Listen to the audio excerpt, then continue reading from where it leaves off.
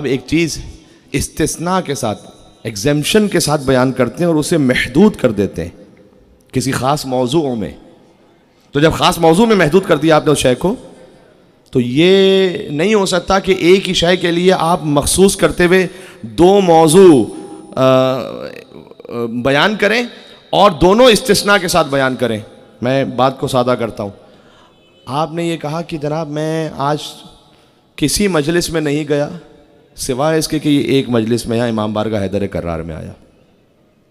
یہ آپ نے محدود کر دیا موضوع کو. اجر رسالت کچھ نہیں ہے, ما اسألکم قل لا اسألکم, کچھ نہیں ہے مگر قربا کی مودت.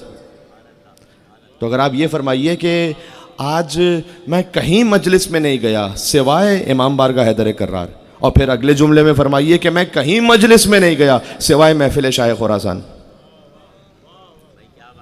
تو یہ ادبی اعتبار سے جملہ صحیح نہیں ہے. یہ بات واضح ہو رہی ہے. تو آپ استثناء کے ساتھ یہ دو جملے نہیں کہہ سکتے. تو اللہ سبحانہ وتعالیٰ سورہ شورا میں کہہ رہا ہے اجر رسالت کچھ نہیں ہے سوائے قربا کی مودت. پھر سورہ فرقان میں کہا اجر رسالت کچھ نہیں ہے سوائے اللہ کے راستے پہ چلنے والے بن جاؤ. تو یہ دو استثناء کیسے ہیں ایک ہی موضوع کے بارے میں؟ قرآن ہے, دونوں قرآن ہے. بہت سادہ سی بات ہے. مثال آگے بدل کے پیش کرتا ہوں. دیکھیں یہ تو نہیں ہو سکتا کہ میں کہیں مجلس میں نہیں گیا سوائے امام بارگاہ حیدر کرار اور کہیں مجلس میں نہیں گیا سوائے محفل شاہ خراسان. لیکن یہ ضرور ہو سکتا ہے کہ آپ یہ کہیں کہ جناب میں کہیں مجلس میں نہیں جا سکا لیکن اورنگی ٹاؤن کی ایک مجلس میں گیا, اور پھر آپ کہیں کہ میں کہیں مجلس میں نہیں جا سکا لیکن امام بارگاہ حیدر کرار گیا. تو یہ دونوں صحیح ہیں, اس لیے کہ یہ دو استثناء ہیں ان کا مصداق ایک ہی ہے. کاش بات پہنچ سکے, میں کیا عرض کرنے لگا ہوں. یہ دو استثناء ہیں, الفاظ بدل گئے ہیں لیکن دونوں میں تفصیل جو کہ آپ نے بیان کی اس کا مصداق ایک ہے. اجر رسالت کچھ نہیں ہے سوائے قربا کی مودت کے. اجر رسالت کچھ نہیں ہے سوائے اللہ کے راستے پہ چلنے والے بن جاؤ. کاش میری بات پہنچ سکے, ہم کیا عرض کرنے لگے. اس کا مطلب کیا ہوا؟ قرآن کی دونوں آیتوں سے نتیجہ نکالیے کہ اللہ نے کہا کہ اجر رسالت کچھ نہیں سوائے قربا کی مودت, اجر رسالت کچھ نہیں سوائے اللہ کا راستہ. یعنی قربا کی مودت اللہ کے راستے کے بغیر مل نہیں سکتی, اللہ کا راستہ قربا کی مودت کے بغیر حاصل ہو نہیں سکتا. بات پہنچ رہی ہے؟ ایک مل کے صلوات دے دیں علی اور اولاد علی ابن ابی طالب علیہ الصلوۃ والسلام پر. اللہم صل علی پر محمد و آل محمد بلند تر نعرہ صلوات. اللہم صل علی. یہ قربا کی مودت کی گفتگو سمجھ میں آ گئی؟ اچھا اگر فرض کیجئے کہ میں آپ سے یہ کہوں کہ جناب میرے لیے ایک فیور کر دیجئے گا, باقی تو میں اور کچھ نہیں چاہتا آپ سے, یہ میرے رشتہ داروں کا خیال کیجئے گا. تو اس میں ایک سوال آ سکتا ہے کسی کے ذہن میں. فرض کیجئے کہ کسی نے بڑی نیکی کی, کوئی امام بارگاہ بنایا, کوئی مسجد بنائی, انہوں نے جاتے جاتے یہ کہا کہ جناب میں تو آپ سے کچھ اجر کا مطالبہ نہیں کرتا لیکن میرے بچوں کا خیال کیجئے گا, میرے رشتہ داروں کا خیال کیجئے گا. تو اس میں ایک سوال یہ ہو سکتا ہے کہ جناب آپ جو وصیت کر کے گئے اس میں آپ نے اپنے خاندان والوں ہی کا فقط خیال کیا اور اپنے بچوں کے بارے میں کہہ کے گئے.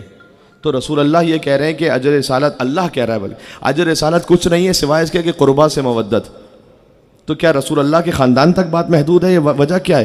یہ رسول اللہ کیوں کہہ رہے ہیں؟ نہیں, بات پتہ کیا ہے, خود رسول اللہ نہیں کہہ رہے قربا کی مودت کہ میرے رشتہ داروں کو چاہنے لگو.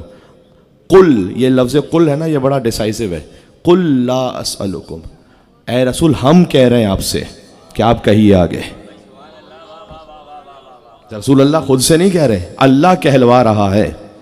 اس کا مطلب عین حکمت رب العالمین کے مطابق ہے کہ رسول اللہ کے قربا سے مودت کی جائے.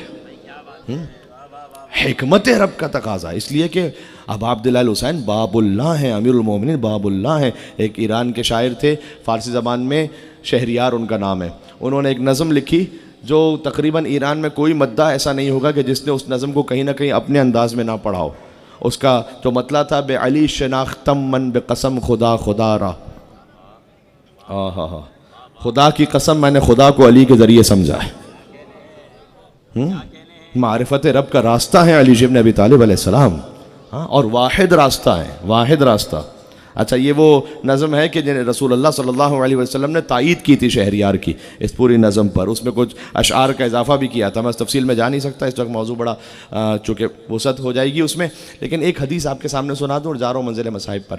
اچھا وہ حدیث ہے کہ امام رضا علیہ السلام کہتے ہیں کہ میں نے سنا اپنے بابا موسی کاظم علیہ السلام سے، انہوں نے سنا ان کے بابا سبحان اللہ، ان کے بابا جعفر صادق علیہ السلام سے، انہوں نے سنا ان کے بابا محمد باقر علیہ السلام سے، انہوں نے سنا ان کے بابا امام علی زین العابدین علیہ السلام سے، انہوں نے سنا ان کے بابا امام حسین علیہ السلام سے، امام حسین علیہ السلام اور امام حسن علیہ السلام نے سنا ان کے بابا مولا علی علیہ السلام سے، مولا علی نے رسول اللہ سے سنا۔ اسے کہتے ہیں حدیث سلسلۃ الذہب۔ ہاں امام رضا علیہ السلام کی ذریع پر یہ حدیث لکھی ہوئی بھی ہے۔ اس قسم کی کئی احادیث ہیں، حدیث سلسلۃ الذہب، سلسلہ کہتے ہیں چین، راویوں کا تسلسل، ذہب کہتے ہیں گولڈ کو عربی میں، یعنی وہ حدیث ہوتی ہے نا معصوم کی، لیکن یہ وہ حدیث ہے جس میں راوی بھی سارے معصوم ہیں۔ دیکھیں راوی معصوم نہیں ہوتے معمولاً، لیکن جہاں راوی بھی معصوم ہو اسے حدیث سلسلۃ الذہب کہتے ہیں۔ امام احمد بن حنبل نے فرمایا اس سلسلہ سند کے بارے میں کہ یہ جو نام ہے نا یہ اتنے محترم ہیں کہ اگر پانی پر دم کر کے کسی بے عقل کو پلا دو اور وہ صاحب عقل ہو جائے تو حیرت نہ کرنا۔ بھائی میں یہ کہنا چاہتا ہوں کہ جن کے ناموں کی برکت یہ ہے کہ پانی پر دم کر لیجئے تو دیوانہ عاقل ہو جاتا ہے، ان کے جد کو ہلکے سے بخار میں نہ ہذیان ہوگا نہ نسیان ہوگا۔ نعرہ حیدری، سبحان اللہ۔ امام رضا علیہ السلام نے فرمایا، وقت بڑا محدود ہے، میں بار بار اس جملے کو دہرانا نہیں چاہتا، لیکن میری مجبوری بھی آپ محسوس کیجئے گا، اس لیے کہ میں چاہتا ہوں کہ بہرحال بات مکمل ہو جائے اور دوسری مجلس میں تاخیر نہ ہونے پائے۔ تو امام رضا علیہ السلام نے اپنے آباء و اجداد سے بیان کیا کہ حضور مکرم نے یہ فرمایا۔ آپ مولا کائنات کی مودت کے بارے میں آپ نے بہت مرتبہ گفتگو سنی ہے، لیکن فرض کیجیے کہ اگر میں آپ سے پوچھوں کہ امام جعفر صادق علیہ السلام کی مودت کا کیا اجر ہے؟ اللہم صلی علی محمد۔ دیکھیں حدیث رسول ہے، درود تو آپ کیسے بھی بھیجیں ثواب ہے، لیکن جب بلند آواز سے بھیجیں تو اللہ دل سے منافقت کو بھی دور کر دیتا ہے۔ اللہم صلی علی محمد وعلی محمد۔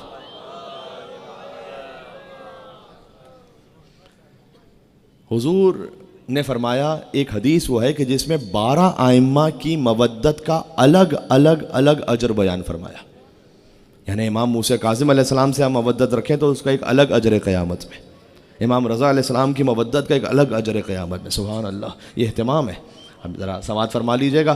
یا علی، حضور نے فرمایا کہ اے علی، من سرہ ان یلقى اللہ عز وجل وهو مقبل علیہ غیر معرض عنہ فلیتوالک یا علی۔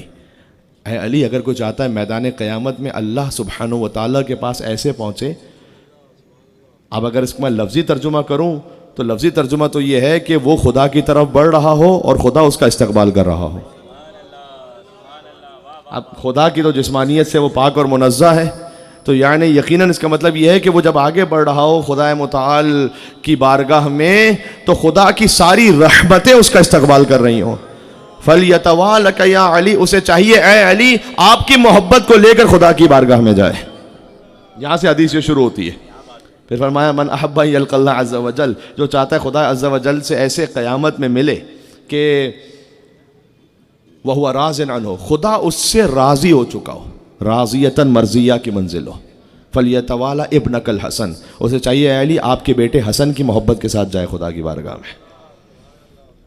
وَمَنْ سَرَّهُ أَن يَلْقَى اللَّهَ عَزَّ وَجَلَّ، اور جو چاہتا ہے اللہ عز و جل سے ایسے ملے کہ فَلَا خَوْفٌ عَلَيْهِ، میدان محشر کا خوف نہ ہو اس کے دل میں۔ بہت توجہ کیجئے گا۔ فَلْيَتَوَالَ ابْنَكَ الْحُسَيْن، اسے چاہیے آپ کے بیٹے حسین کی مودت کے ساتھ جب جائے گا خدا کی بارگاہ میں، میدان محشر کا خوف نہیں رہے گا دل میں۔ سبحان اللہ۔ من سرہ ان یلقى اللہ عز وجل، جو چاہتا ہے اللہ عز وجل سے ایسے ملے کہ قد محل ذنوبہ، اللہ اس کے گناہوں کو معاف کر دے۔ فلیتوالى علی ابن الحسین زین العابدین، اسے چاہیے امام زین العابدین کی مودت کے ساتھ جائے خدا کی بارگاہ میں۔ امام زین العابدین کی مودت گناہوں کو بخشوا دیتی ہے بنص حدیث رسول۔ من سرہ ان یلقى اللہ عز وجل، جو چاہتا ہے اللہ سے ایسے ملاقات کرے محشر میں، وہو قریر العین، اس کی آنکھوں کو ٹھنڈک نصیب ہو جائے۔ فلیتوالى محمد ابن علی الباقر، اسے چاہیے امام محمد باقر کی محبت کے ساتھ جائے۔ بس ایک ایک جملے میں پڑھتا جاؤں گا، تفصیل کی گنجائش نہیں ہے۔ ومن سرہ ان یلقى اللہ، اور جو چاہتا ہے اللہ عز و جل سے ایسے ملے کہ قد یعطی کتابہ بیمینہ، اللہ نامہ اعمال اس کے دائیں ہاتھ میں